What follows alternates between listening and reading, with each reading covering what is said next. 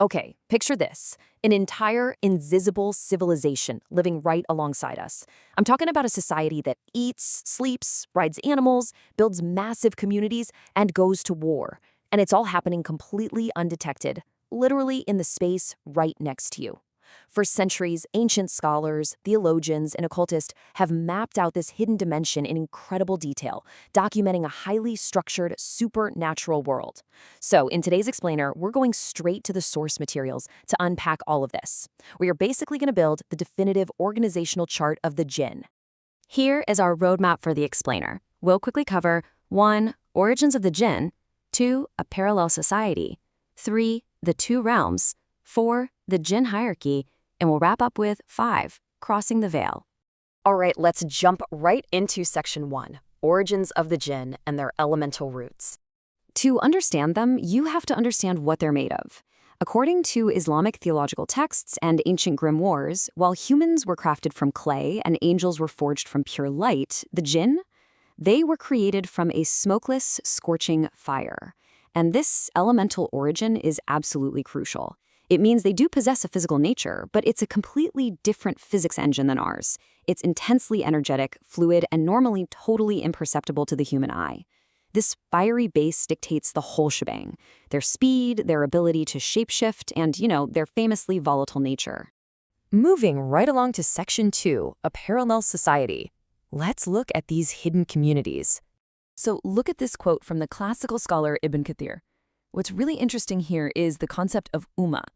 This proves they're actually organized into nations, or exactly like us. We're not talking about solitary, mindless monsters roaming around in the dark. It's literally a civilization.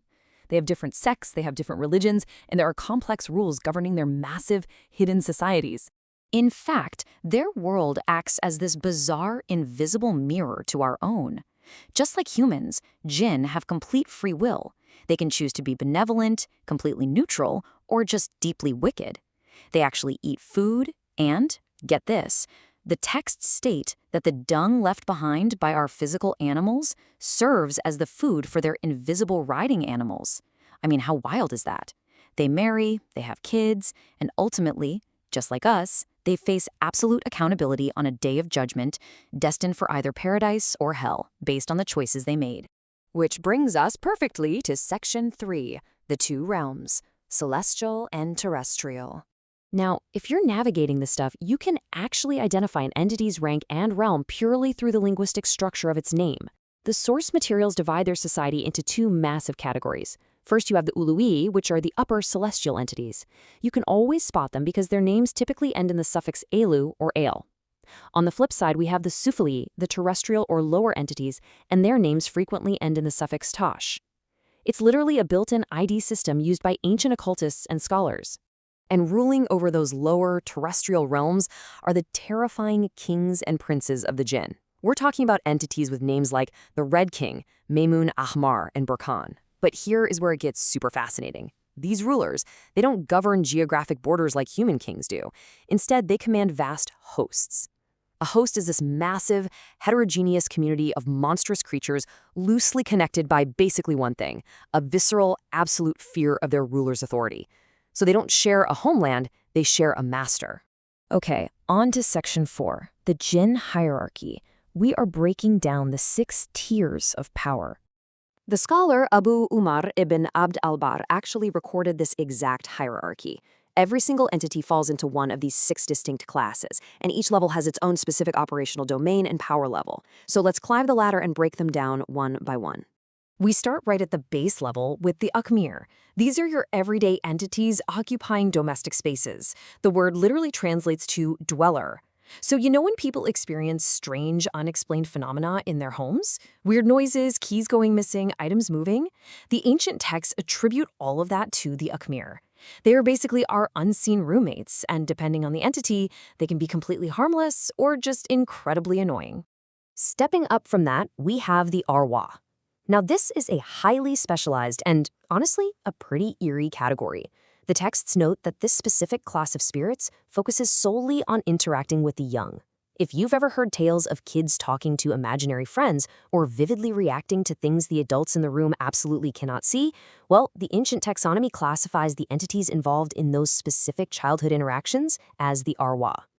Now we're ascending into the much more dangerous tiers, and the tension really ramps up. The Marid are a massive problem.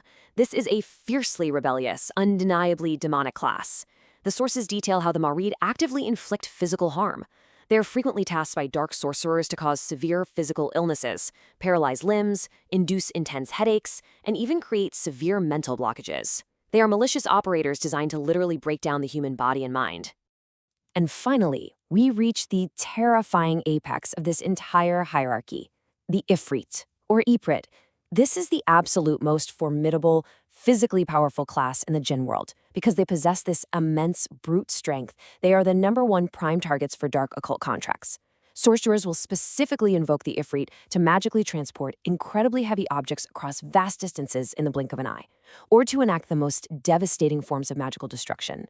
They are, without a doubt, the heavy artillery of the unseen world. All right, let's wrap up with Section 5, Crossing the Veil. Let's look at their points of contact with us. Let's start with the most intimate connection possible, the Kareen. According to the text, every single human being on Earth, except for prophets, is assigned a Kareen of birth.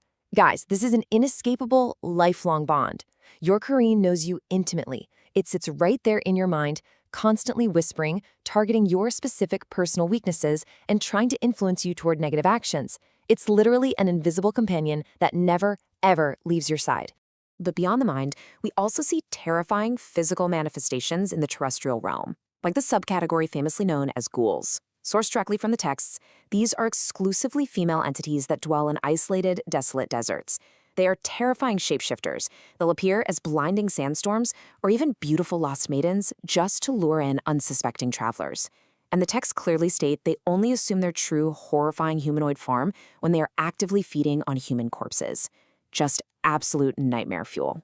So to summarize the precise structured mechanisms by which all these entities actually cross the veil to reach us, it basically boils down to 3 main avenues. First is wasawa, that constant psychological whispering and mental disturbance. Second is absolute possession, where a jinn actually crosses over to enter the human body, dominating the soul and the nervous system. And third is sihr, or dark sorcery, where humans make deliberate contractual pacts with entities, like the Ifrit, to bend and manipulate reality. We've mapped out their elemental origins, their complex nations, their kings, and the truly terrifying hierarchy of their power. But honestly, the most unsettling takeaway from this entire explainer isn't just how meticulously structured their world is, it's how intimately it overlaps with ours. So I'll leave you with this one provocative thought. Based on the ancient texts we've just decoded, what invisible society is standing right next to you, right now?